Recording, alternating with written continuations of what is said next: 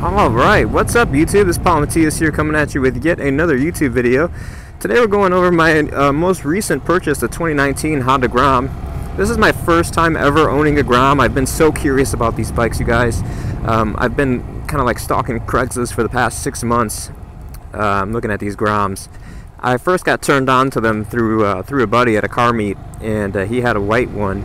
I never rode it because I had never ridden a motorcycle and I was so scared to even get on a Grom that in fear of dropping it, that I never rode his bike. But ever since I saw it, I wanted to get one, and these 2019s, they just look amazing, you guys, with this blue paint color. I'm not too sure what the paint color is, but it's amazing looking. So I've actually picked this one up for a really good deal, and it's going to be for sale soon here. I'd probably end up letting it go for about $3,300.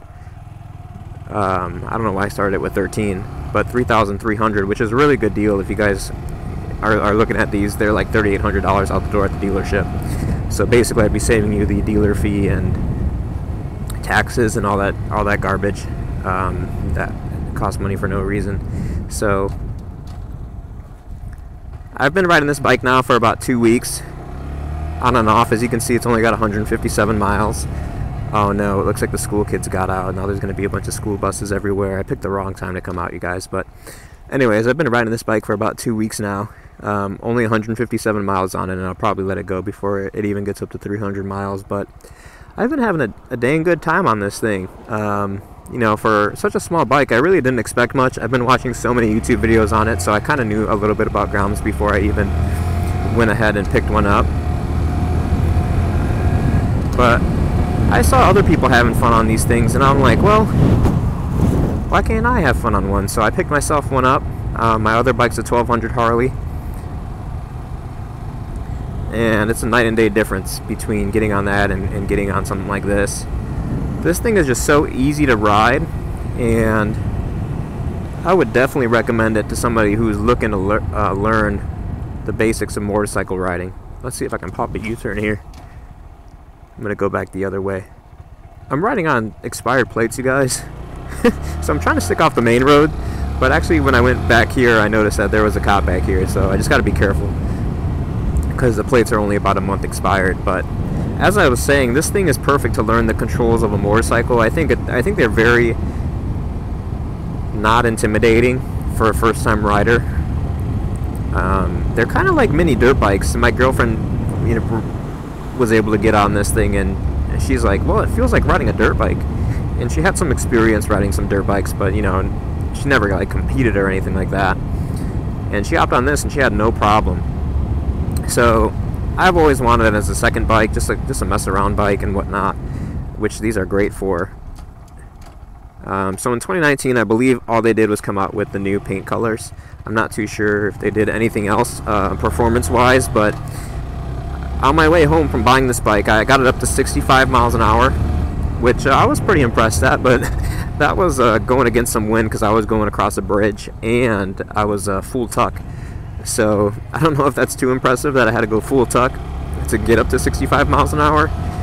Just tucking my body down made like a 6 mile per hour difference in my top speed, just because with this bike, obviously, there's no windscreen or anything like that.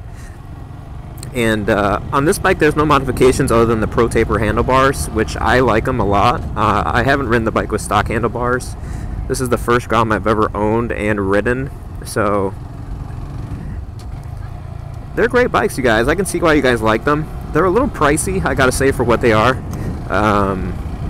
Like, I mean, I'm flooring it right now, and we can't even break the speed limit, really. If I would have done that on my Harley, I would have been doing at least 60 miles an hour right there in first gear. Let's see what these people are doing. Oh, they're just building something. Gave me that awkward eye contact. This guy just taking his dog out for a walk. I always feel so weird having all this camera gear on, although my stuff is pretty discreet.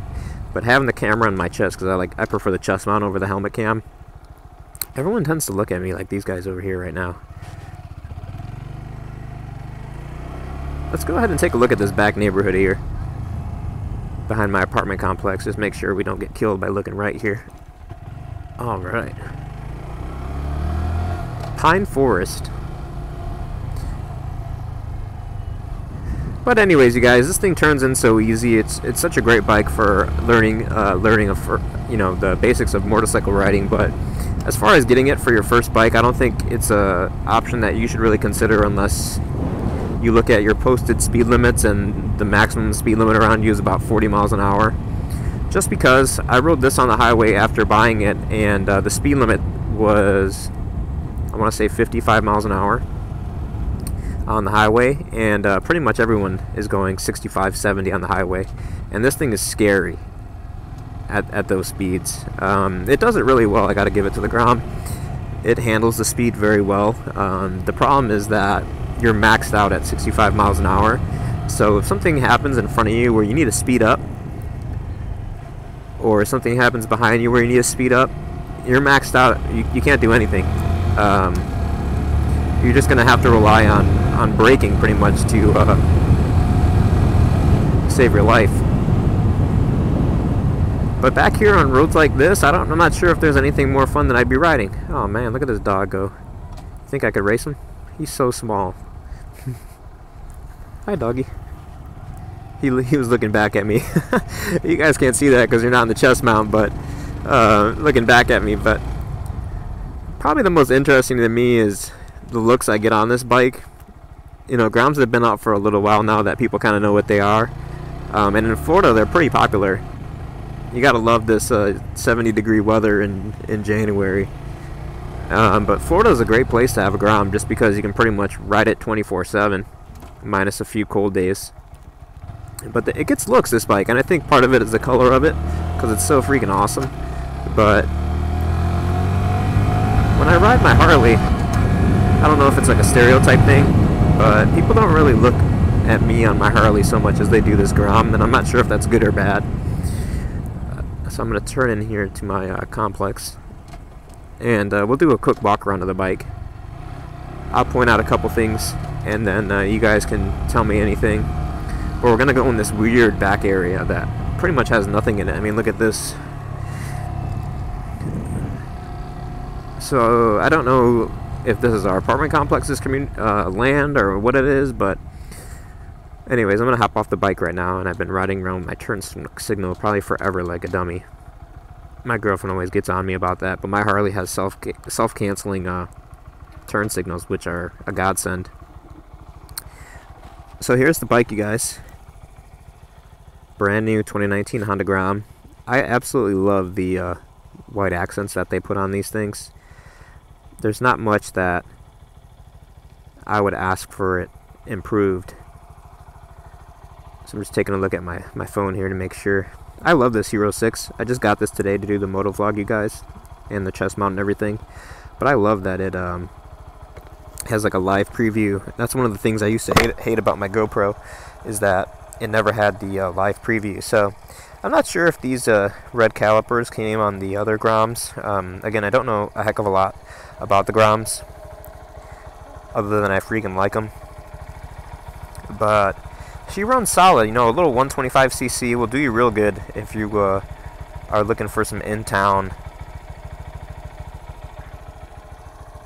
cruising or commuting or whatever.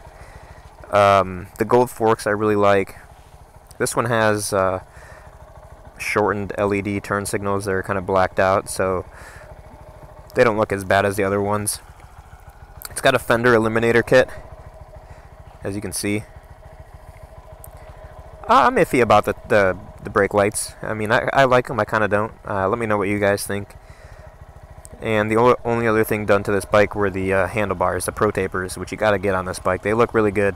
I've never ridden the Grom with the stock handlebar, but these work really well. And they kind of feel like a dirt bike feel to them. So, gosh, the bike's already getting some rust here, and it's a 2019. I've been trying to do anti-rust treatment on this thing. I just haven't found the time yet. Instead, I want to make a YouTube video, which I probably should be putting anti-rust treatment on this thing before anything, but she's only got 159 miles. She's probably spent 3 nights outside. I've been wanting to take her into my apartment complex. I mean, I could just fit this thing in the elevator and bring it right to my room.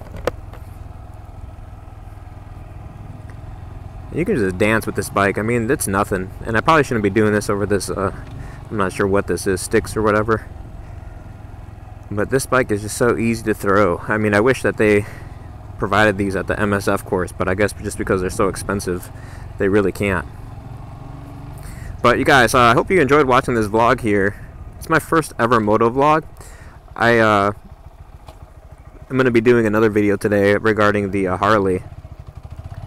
And I hope that one comes out really well too. I might film it today, I might film it this weekend, I'm not too sure because my GoPro batteries are going to die any minute now. But I hope you guys enjoyed the vlog. Let me know what you think. It's my first ever moto vlog. If you like the content, definitely subscribe. But overall, guys, get yourself a Grom if you can afford it. But get it as your second bike. You know, for a first bike, I'd recommend something like a 300 or 400. And people complain all the time about the